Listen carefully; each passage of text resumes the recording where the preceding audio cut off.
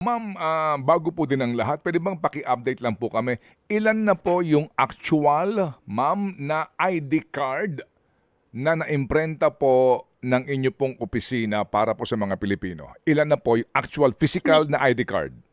Higit kumulang 55 million po. Okay, 55 million as of December 2025, pero yung 55 million, nangyari po yan earlier pa.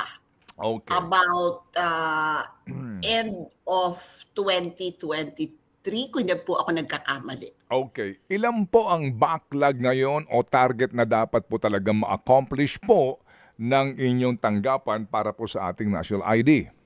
Given po yung narehistro namin na successful, na meron ng tinatawag na PhilSys serial number, may kulang po kami na, meron pa kaming kailangan i-print na 36 million cards. Okay. Kasi nga po, hindi ka mag-iimprenta kung wala pa po yung pagpaparehistro.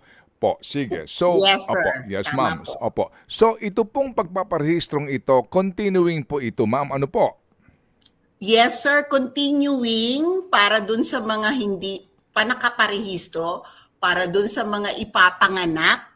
At may iba po kasi ang case natin kapag ang pagkarehistro ay before 5 years old. Pag before 5 years old po nairehistro ang bata, wala pa po siyang biometric data, kaya wala po siyang tinatawag na iris at saka fingerprint. Meron lang po siyang picture. Pero alam naman po natin, nagbabago iyon. Kaya po pagdating niya bago siya dumating ng 6 years old, after 5, between 5 and 6 years old, uulitin po ang kanyang, gagawin ulit yung kanyang biometric capture.